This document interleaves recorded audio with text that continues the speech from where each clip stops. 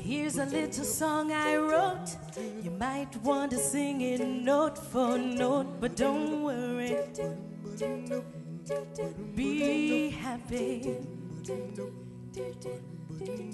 In every life we have some trouble, but when you worry you make it double. Don't you worry.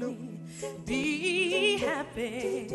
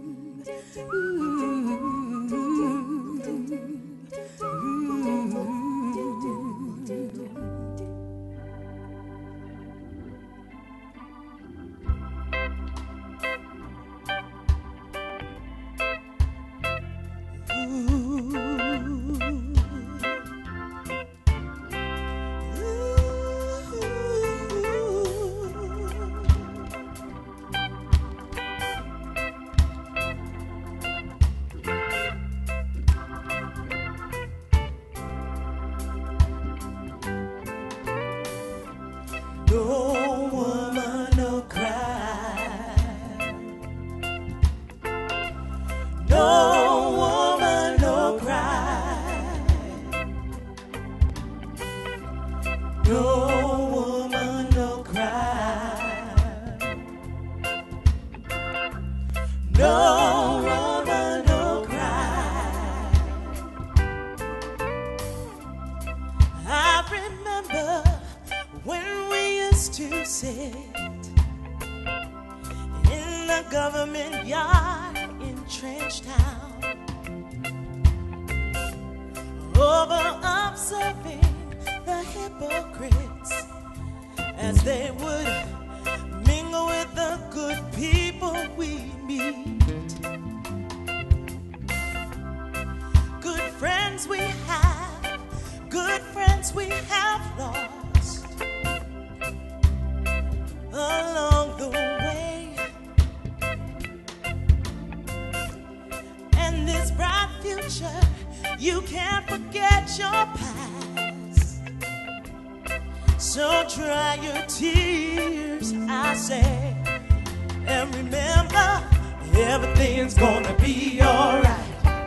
Everything's gonna be alright.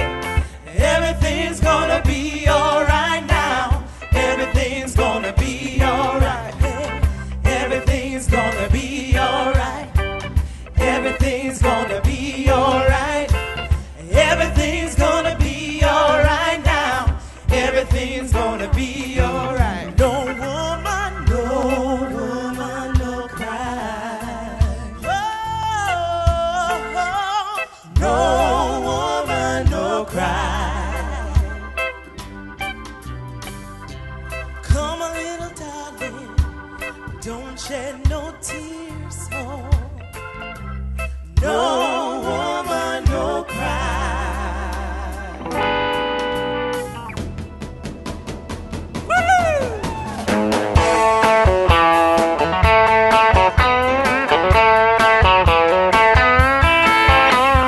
You can tell the world you never was my girl, and you can burn my clothes when I'm gone, and you can tell your friends just what a fool I've been, and laugh and joke about me on the phone.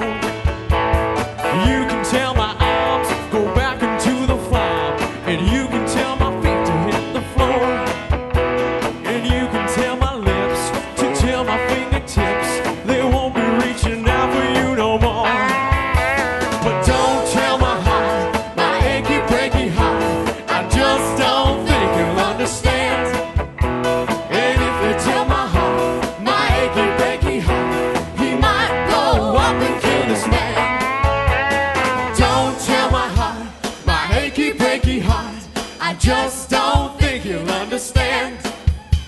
And if you tell my heart, my achy breaky heart, he might blow up and kill this man. Don't tell my heart, my achy breaky heart, I just don't think you'll understand. And if you tell my heart, my achy breaky heart, he might blow up and kill this man.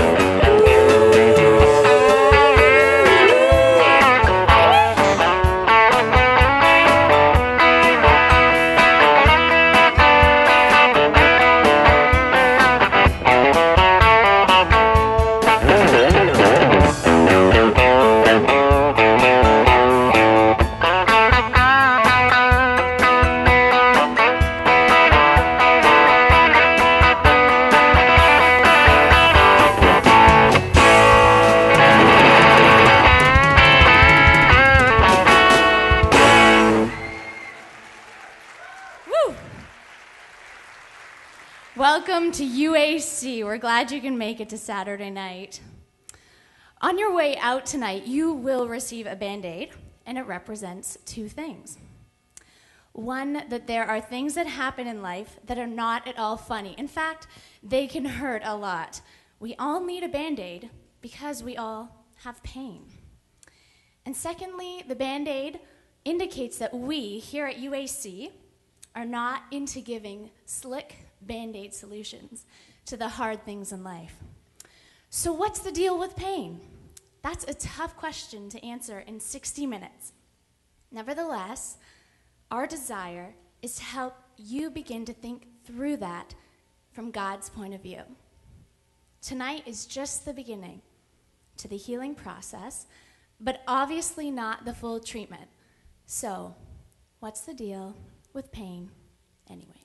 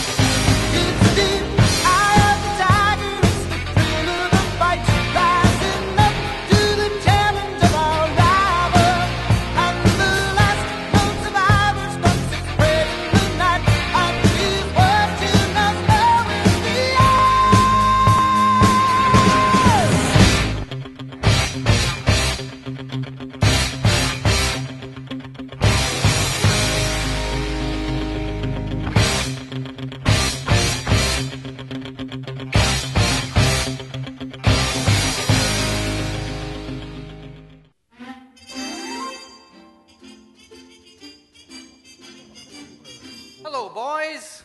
Oh, hi, Dad. Hi, Dad. Honey, I'm home.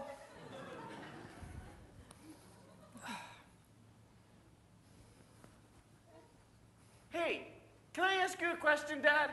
Sure, son. What is it? Well, how come when we cook outside, you always do the cooking? But then when we cook inside, Mom always does the cooking. Well, Beav, it's often said that a woman's place is in the home. And as long as she's in the home, she might as well be cooking. Would you look at the time? Hi, Ward. Hi, boys. Hi, Mom. Hi, Mom. I'm glad you're all here. There's something I'd like to talk to you about. What's on your mind, honey? Ward, I think you should sit down. What is it, June? None of what I'm about to say means I love any of you less. Golly, Mom, what are you trying to say? You're not going to croak, are you? Worse. I'm not getting dinner tonight. Was there a power failure? Please, I'm trying to understand here. Are you, Ward? Really? Do you have any idea what it's like to wake up every morning knowing you're going to spend your day cooking and cleaning in this? But, honey, that's what women do. I know you're all in shock right now, but I'm hoping in time you'll be able to forgive me. I need to find myself again. And in the meantime, I'll be spending the next 14 years wandering aimlessly around the globe, eventually winding up at Woodstock, where I will be joining 450,000 other lovers, liars, prophets, and profiteers to make love and money and make a little history. So long, fellas. Oh, by the way, there's chocolate chip cookies and milk in the kitchen. Oh, wow, chocolate chip!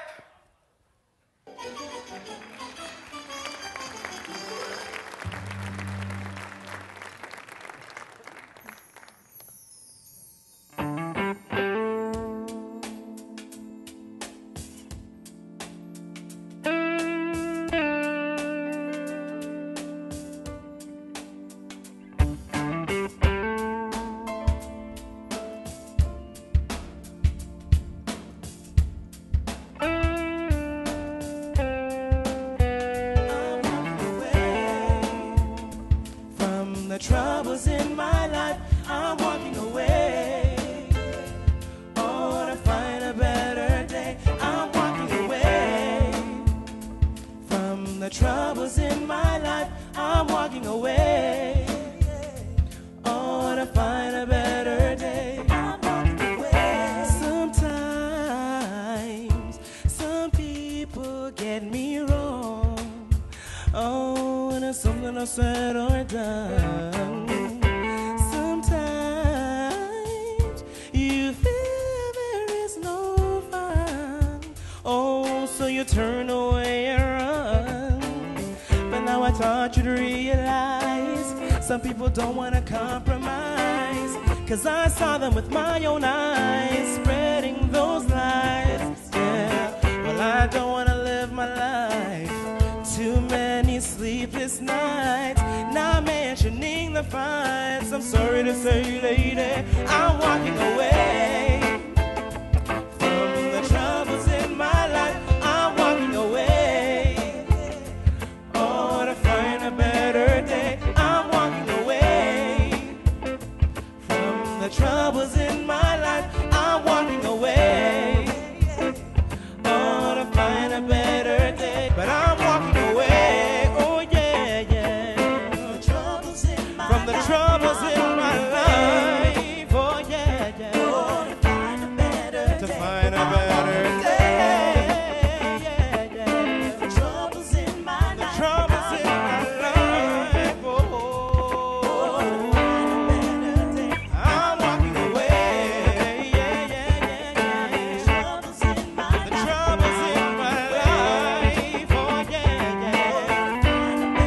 Oh, I'm walking away. Yeah. Troubles in my life. From the troubles in my life. Yeah. Oh, to find a better day. I'm walking away.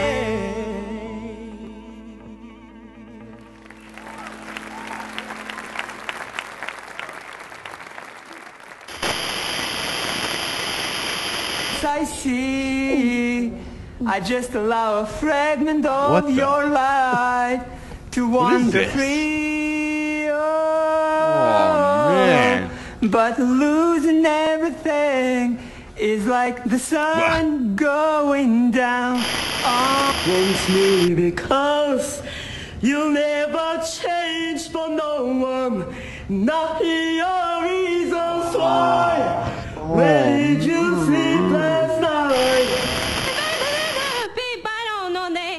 Oh, now you go to St. Louis, time in Missouri, and Oklahoma City looks mighty pretty. Yeah! All by myself. It is.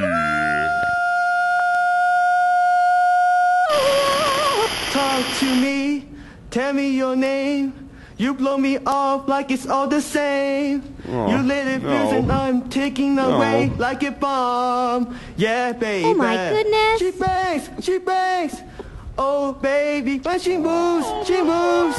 I go crazy 'cause she looks like a fly, but she stings like a bee. Like every girl in history. She bangs. When did TV become so painful? Whew.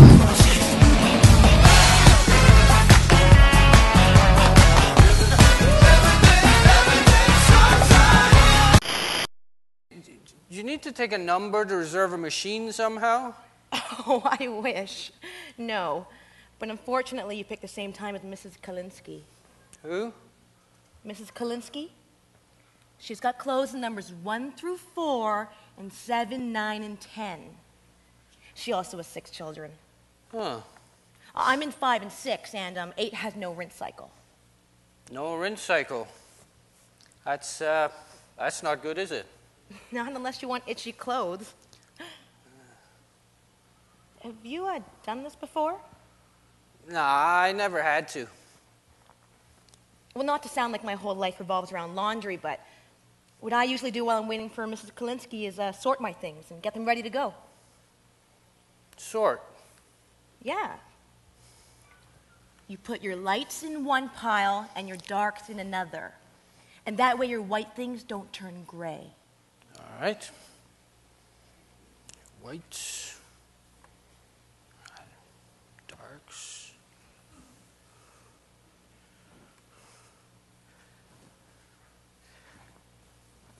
Would you say this is light or dark? Oh, I'd put that with the darks. And this pink towel can go with the whites. Oh. Okay. Mom, do you have a pen? Yes, and thank you for asking and not digging. Here you go. Why does he have this? Christmas is over. I don't know. Now go draw me something wonderful. Okay. Sorry, shouldn't mean anything. It's all right. I guess it's a little strange for an old man to have an inflated Christmas ornament in his laundry. I guess the grandkids threw it in there. Yeah, can you imagine? Well, I'm just glad I'm not the only one who still has Christmas stuff to put away.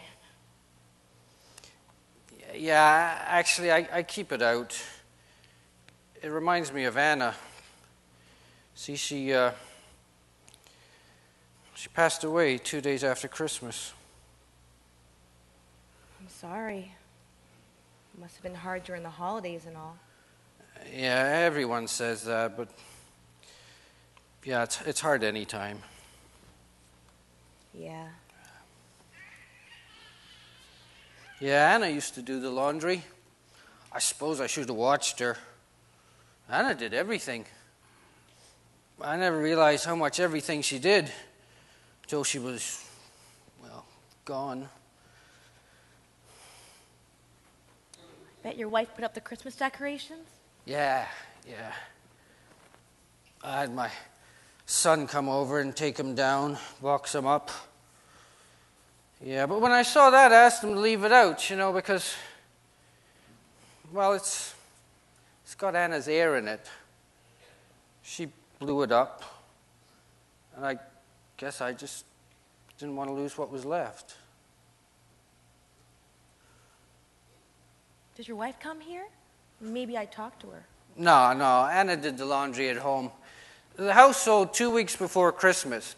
See, we were going to retire to Florida. But first, we were going to travel first. Yeah, we had all kinds of plans. Things we've been waiting to do. Things we've been saving to do for years. But now I don't feel like doing anything. Can't imagine how hard that must be. Is your wife sick? Not a day in her life. No, I was the one that had the heart attack 2 years ago, yeah. Everyone thought I was a goner, except for Anna. She kept saying, "You hang tough, you're going to retire. You'll see God's going to let you retire, and you'll do everything you've been waiting to do. You hang tough, Johnny." I guess you hung tough. Yeah, for what? I'm so sorry. Yeah, well, I just got an apartment down the street. I couldn't go to Florida without Anna. I guess I sound like one of those old widowers that just doesn't know how to move on. No, not at all. I'm amazed you're able to come here today and do the laundry. Yeah, well, I had to. I was out of underwear. Boy, if Anna could hear me say that, she'd turn as red as that ornament there.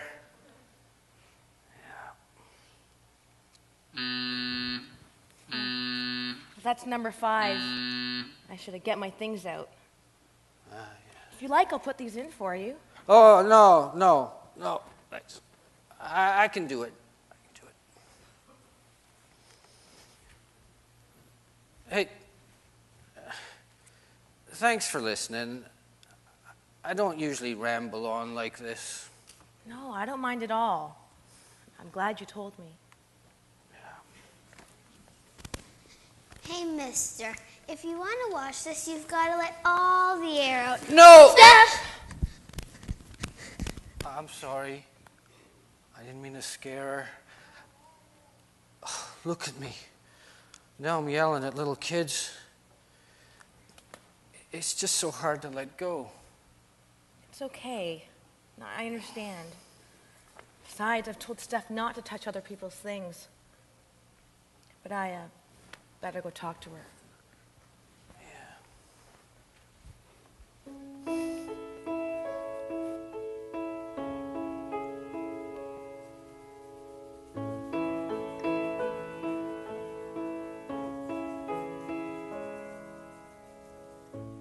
I'm so tired of being here,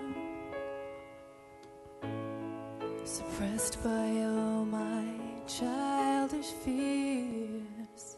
And if you have to leave, I wish that you would just leave, 'cause your presence still lingers here, and it won't leave me alone. These wounds won't seem to heal. This pain is just too real.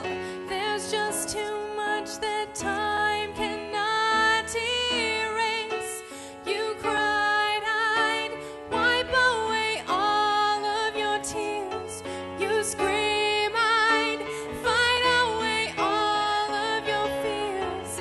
I held your hand through all of these years. You still have all of me.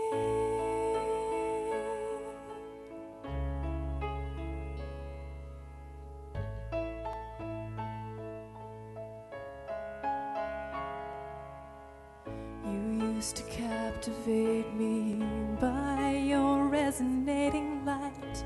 Now I'm bound by the life you left behind. Your face, it haunts my once pleasant dreams. Your voice, it chased away all the sanity in me. These wounds won't seem to heal. This pain is just too real. There's just too much that time cannot erase. You cried, I'd wipe away all of your tears. You scream, I'd fight away all of your fears. I held your hand through all of these years. You still have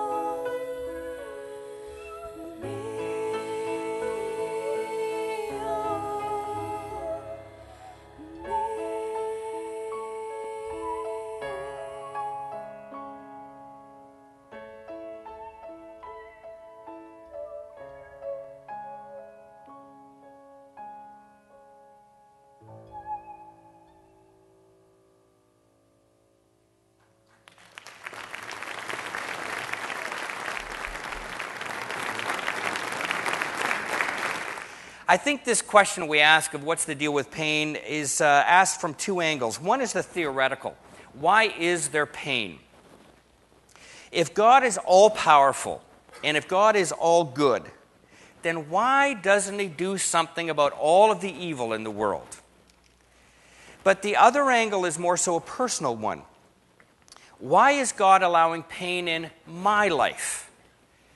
How am I supposed to respond when my life really sucks? It's hard to separate the two aspects of this question, what's the deal with pain? And Patch Adams discovered this after the death of a close friend.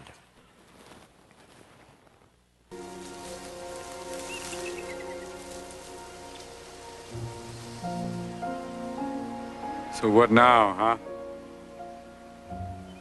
What do you want from me?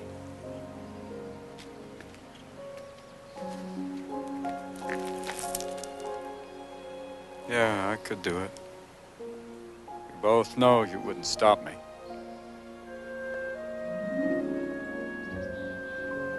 So answer me, please. Tell me what you're doing.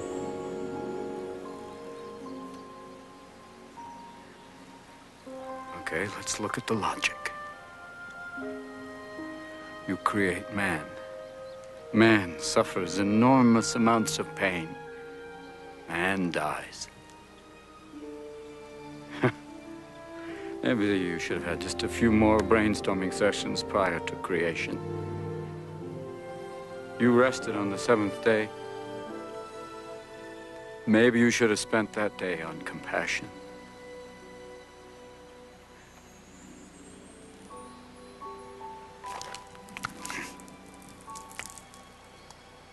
You know what? You're not worth it.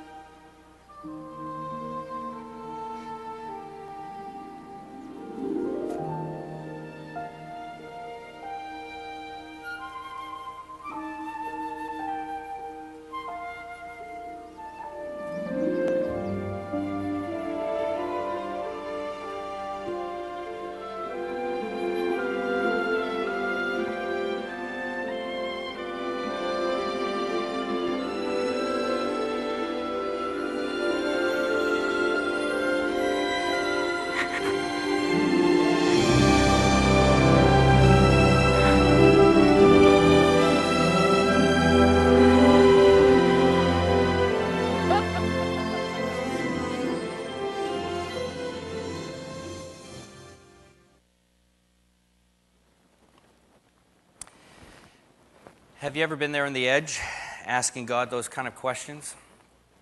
I'm sure you have, as I have as well.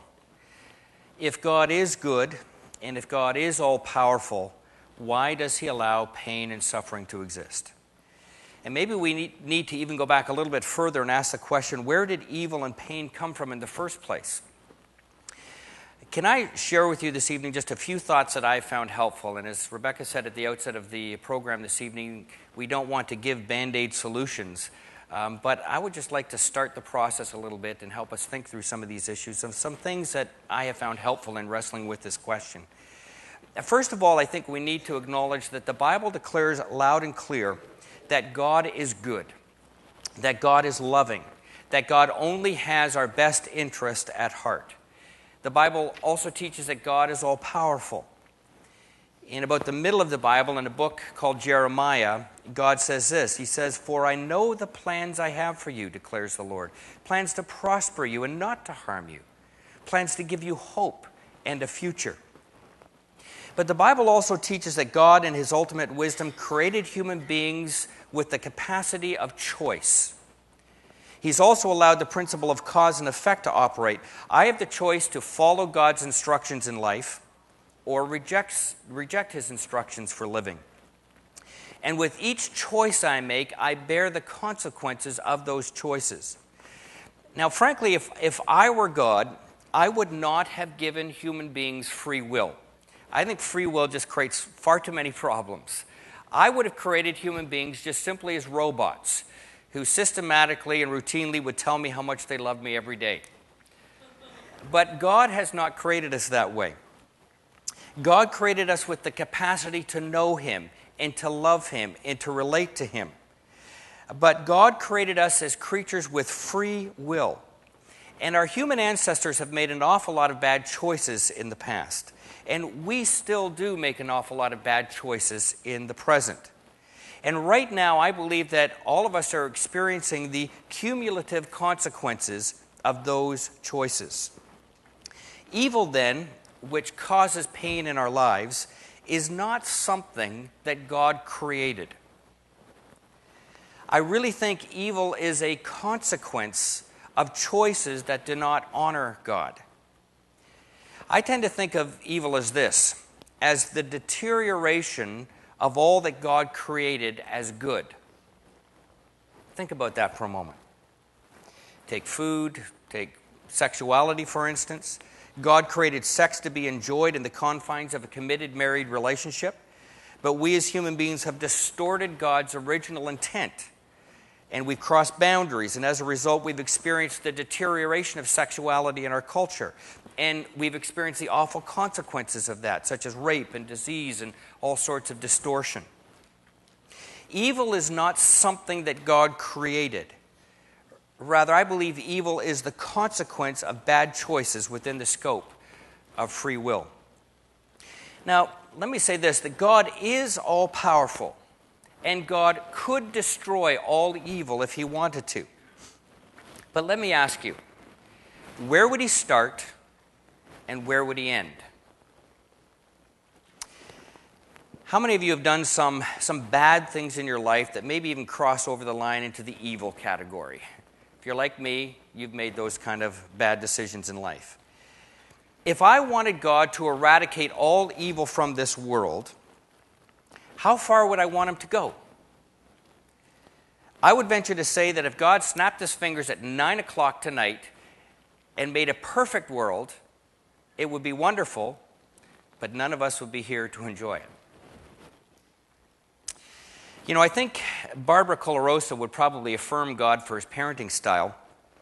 She's pointed out that we cannot control our children, but we try to guide them in the way that they should go. And she argues also that as hard as it is, we need to allow our children to experience the natural consequences of their choices. And God treats us much in the same way. Now, unfortunately, sometimes we experience the consequences of another person's bad choices, which does seem very unfair to us. If there are a number of siblings sitting around the dinner table and one of them eats all of the food, it means that everyone else goes hungry that night. And if we follow God's principles of equity and compassion, then everyone has plenty to eat. That is true in a family. That's true in a community. That's true in a city. That's also true globally. Think about this. Is it really God that lets children starve in Africa? Or is it us? He has given us freedom of choice as to how we are going to distribute food. There's plenty of food on this planet to feed everyone. Tough issues. But maybe our reaction to these social issues might be like the three amigos discussing how they're going to spend the big bucks they're just about to earn.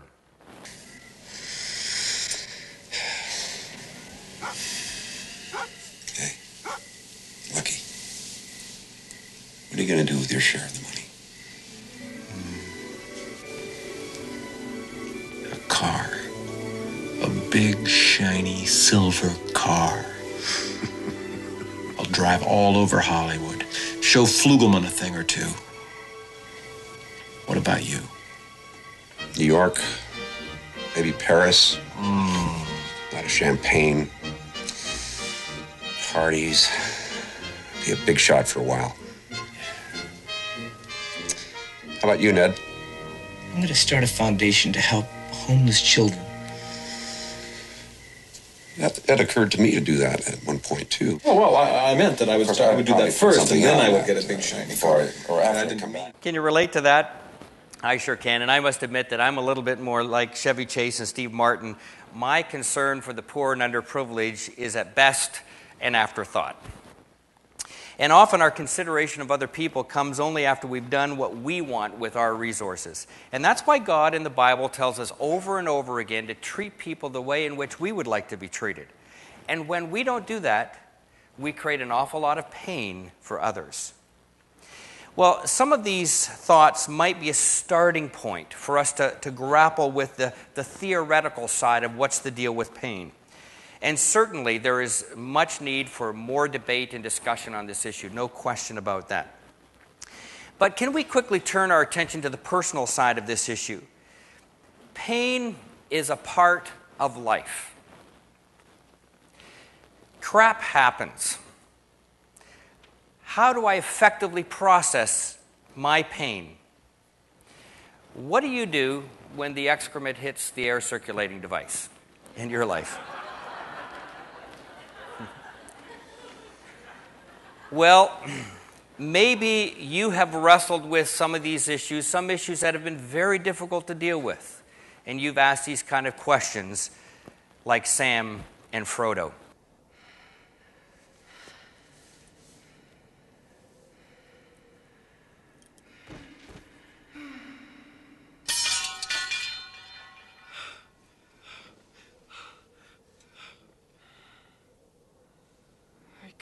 Do this, Sam.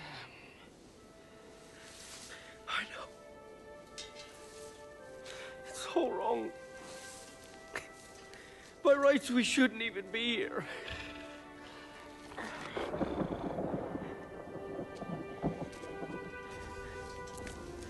We are.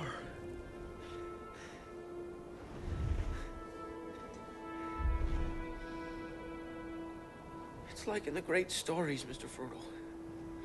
The ones that really mattered. Full of darkness and danger they were. And sometimes you didn't want to know the end. Because how could the end be happy? How could the world go back to the way it was when so much bad had happened?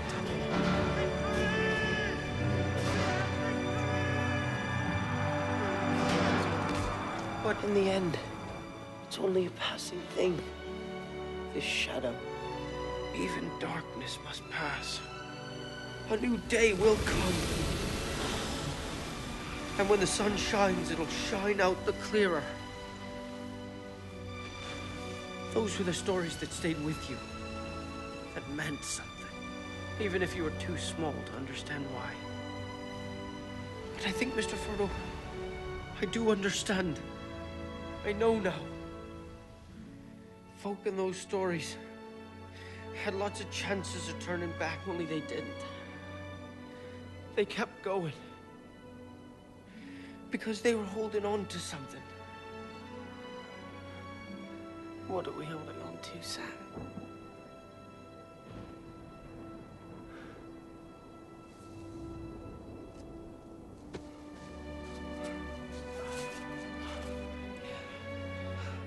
There's some good in this world, Mr. Frodo. And it's worth fighting for. It's all wrong. By rights, we shouldn't even be here. Have you ever said those words that Sam said? When someone close to you passes away, when the doctor says to you, I've got some bad news. When your child engages in self-destructive behavior, when your partner says, I don't think I love you anymore. When you lose your job, when your child develops medical problems, when you experience a miscarriage. I mean, the list goes on and on and on. Because our lives are just filled with these kind of painful experiences. How are we to handle the pain in our lives? And what is God's purpose in all of this pain that we experience? You know, I would argue that most of us really don't do a good job in handling our pain, especially men. And it's okay for us to admit this, guys. Women are a little bit more intuitive with some of those emotional things. Guys, we really struggle with this whole issue of pain in our lives. Maybe that's why God designed women to have babies. Do you think? And not men? I think we would just not do a good job at that. Listen to what E.J. Wilder says about this. It says, the bottom line is that men do not tell the truth about pain. Swayed by myths, many men lie about pain.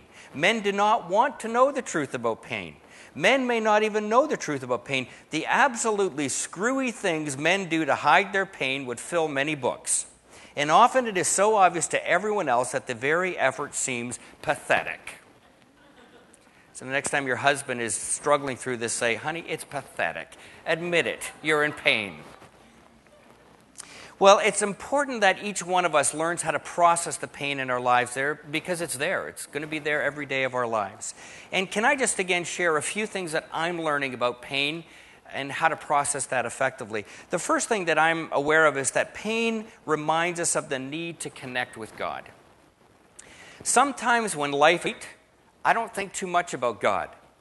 But when bad things happen, I'm reminded again of spiritual realities and the need that I have to connect with God for strength. C.S. Lewis, who's a good friend of J.R. Tolkien, said this. He said, God whispers to us in our pleasures, speaks to us in our conscience, but shouts in our pains. It is his megaphone to rouse a deaf world. Have you ever noticed how much easier it is to pray when you're going through difficult times? And pain in life often causes us to re-examine our relationship with God. In fact, in the middle of the Bible, in one of those poetic books, in the book of Psalm, it says this, before I suffered, I went the wrong way, but now I obey your word. You are good and you do good, teaching me your law. It is good for me that I was troubled, so that I might learn your law, God. Have any of you said that? Pain in life, I think, helps us also identify with the pain that Jesus Christ experienced here on earth. And isn't it interesting that when God sent his Son into this world, he allowed him to be subject to the very same consequences that you and I are subject to? That's one thing I'm learning. A second thing I'm learning is that pain helps us develop character. Psychologist Rod Wilson, and the president of Regent College, says this, nobody has it all together. It just looks that way. We are all in pain. While this may be the major arena through which God develops our character, most of us would prefer it was otherwise. And no question about it, those people who have gone through deep pain often have very deep character. And pain is not pleasant. We don't enjoy it, but we know that it does create depth in our lives. You know the phrase, you've said it many times, no pain, no gain. It's very true. The Bible speaks of this in the last part of the Bible in a little book called James. It says, consider it pure joy, my brothers and sisters, whenever you face trials of many kinds, because you know that the testing of your faith produces perseverance. Let perseverance finish its work in you so that you may become mature and complete, not lacking anything. And although we hate to hurt, our character does deepen in the process. You know, a third thing I'm learning about pain is that pain helps us develop a greater sense of empathy towards others. Have you found that to be true in your own life? Have you noticed that those who have a medical problem or have experienced a death in the family often spend time comforting others who have the same kind of problems? Empathy is a wonderful gift that God wants us to give to one another, and it's a really cool cycle that God has put into place. And here's what the Bible says about that cycle. It says, praise to the God of all comfort, who comforts us in all our troubles, so that we can comfort those in any trouble with the comfort we ourselves have received from God. God gives us comfort when we're experiencing pain in our lives, and then he asks us to comfort others who are experiencing similar pain in our lives. I think this is a key way in which we can process our own pain. This, too, is one of the great benefits of the church. No one can remove pain from the human experience, but the church can really help people cope and care for one another in incredible ways. In fact, this church here, Unionville Alliance, has several ministries and several programs designed specifically to help hurting people. Myrna McCombs and her team carry out all sorts of ministries of caring for people who have lost a loved one or people who are going through medical difficulties or family difficulties. And I believe that Myrna and some of her team members are going to be over here this evening. And if we've touched any sensitive nerves in your life and you want to talk to somebody tonight, there'll be some people here even this evening that you can talk to and receive some help from. But it's so wonderful to have a church that can actually walk through some of the difficulties of life with you. When going through painful experiences, anyone can go it alone. But no one needs to go it alone. God has created the church to care for people's deepest needs. You know, my wife Joey and I have not gone through an awful lot of pain in our lives, but we've had a few bumps along the way. And one of those happened about 13 years ago with our oldest son, Denver, who was then 3 years of age. And as a result of some very deteriorating health, declining very quickly, we were advised by our pediatrician to get him down to Sick Kids Hospital immediately. It was on a Friday night. We drove down to the hospital, checked him in, and within a short period of time, we heard that he was diagnosed with juvenile diabetes, type 1 diabetes. Just a little beef that I have, type 1 diabetes is dramatically different from type 2 diabetes. Some people say, well, I have an uncle or a grandparent who has diabetes. It's a very different thing in a child as to adult onset. In a child, the pancreas just does not create any insulin anymore. It's an autoimmune situation. And we knew nothing of diabetes at that particular time, but we're given a crash course. We had to check into Sick Kids Hospital for a week. We were not able to leave until we were able to care for him properly. And that involved numerous insulin injections every day and blood tests numerous times throughout the day and doing all sorts of balancing acts with food. And I know maybe this issue is not as severe as anything that you have gone through, but it was very traumatic for Joey and I. And I remember the confusion in Denver as he was getting all of these blood tests done and being poked and prodded everywhere. And I remember at one point, a nurse took out his arm and was going to draw some more blood for the 17th time in a couple of days. And I was supposed to be holding his other arm, but I kind of let it go for a moment. And you know what he did? He got this hand free and he just got her right in the nose. Now, don't think he was a brat, but I must admit I had two reactions, one of which was to say, in all seriousness, attaboy. You keep fighting. Don't give up. You keep fighting. The other reaction I had was, don't hit somebody who's trying to help you. And isn't that an interesting way that we often respond to the pain in our lives? We strike out. Sometimes we hurt people that are trying to help us. Well, eventually we got through all of that, and then just last year, at this month last year, our 7-year-old daughter, Abby, was diagnosed with diabetes again. And we were right back into the whole swing of things again. Now, I don't mean to make too much of this situation, but now our family just thinks about diabetes every 2 hours. And it's a very difficult kind of thing. In fact, Rebecca, who was hosting our program this morning, has diabetes as well. And we've had some conversations about that and shared stories about successes and failures in the whole diabetes world. And that's just some of the pain that we have gone through. And I remember when just after Denver popped that nurse in the nose, I remember I just about had it at that time, and I found a bathroom at Sick Kids Hospital, and because men don't know how to handle pain, I went right into the cubicle and sat there, and I bawled my eyes out, thinking, oh, he's not going to play sports, he's not going to do this and that, and thought of all of the negative kind of things. And I found it very, very difficult to deal with that kind of thing as a father. A good friend of mine, a Christian guy, walked me through that situation. And he bought me a book, and in the flyleaf of the book, this is what he wrote. I'd like to read it for you. He said, "It was your will that allowed Denver to suffer the pain of injections in order that his life might be saved. Denver did not understand that. He did not understand how much the needles hurt you. In the same way, you are not able to understand the pain that God is allowing you to go through, seeing your son go through all of this. You could not explain to Denver why all the needles are necessary. Someday, you will be able to. Perhaps now God could not explain why He is allowing you to suffer. Someday, He will be able to. Remember the pain you felt seeing your son suffer? I think God feels the same way about you as you did about Denver. Remember, you are God's child. In The Lord of the Rings, Sam said, "It's all wrong.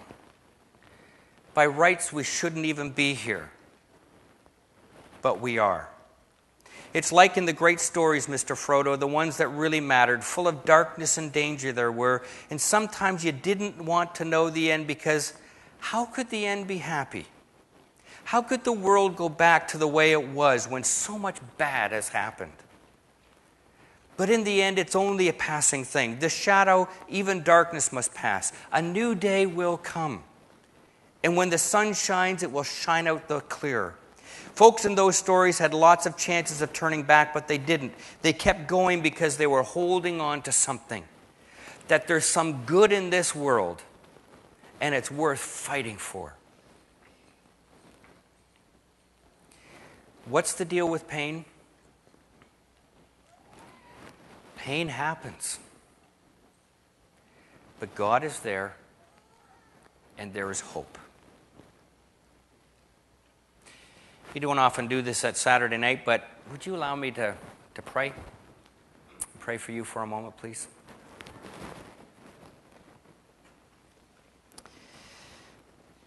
Lord, we know that amidst all of the pain of life, you are writing the beautiful story of our lives, and we know that pain was never a part of your original plan for us. Yet we have the hope that you are there, that you want to walk through these painful moments of our lives with us, Lord. And we also know that Jesus was no stranger to pain, and we thank you for his example. Thank you that our pain reminds us of our need to connect with you. And thank you that amidst our pain, you can do some beautiful character work within us. Thank you that you've not left us alone, but you provided the church, your people, to help us walk through some of these problems of life.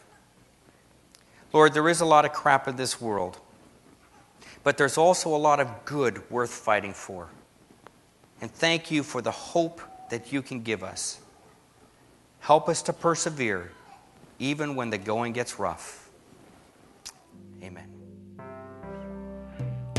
Sometimes in our lives, we all have pain.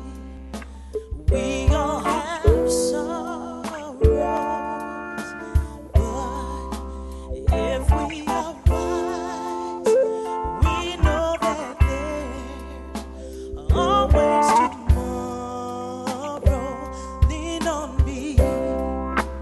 When you're not strong, I'll be your friend. I'll help you carry on. For it won't be long till I'm gonna need somebody to lean on. Please swallow your pride if I have things that you need to borrow, for no one can fill all of your needs that you won't let show. You just call on me, brother, when you need a hand. We all need somebody to lean on. I just might have a problem that you understand. We all need somebody to lean on. Lean on me. When you're not strong, I'll be your friend. I'll help you carry on. For it won't be long till I'm gonna need somebody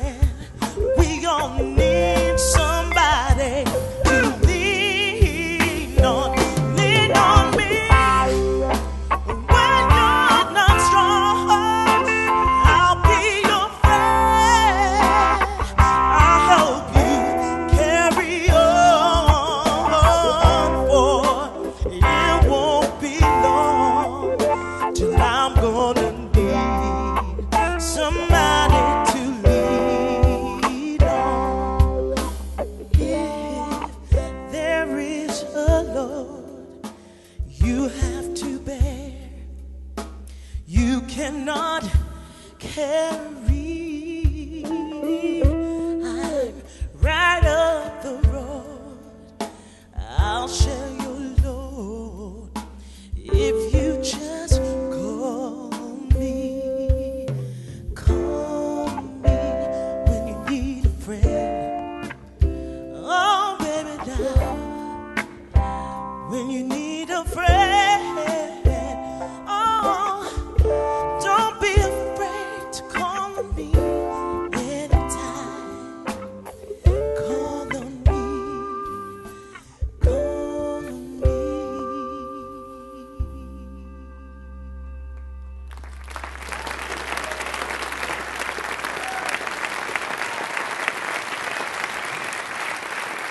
Well, thank you very much for being here, everybody, tonight. We hope that you enjoyed the program. We hope that also you found it somewhat helpful in beginning to work through some of these issues of pain in our life. And we want to invite you to come back next month, the last Saturday of next month, for the last Saturday night of the season. We're going to be dealing with the subject that you asked again. What's the deal with prayer? What does it mean to talk to God? How do you do that? And how do you listen to God and hear His voice? That's what we're going to deal with next month. But thanks for being here tonight. Enjoy your time with one another, and we'll see you next month.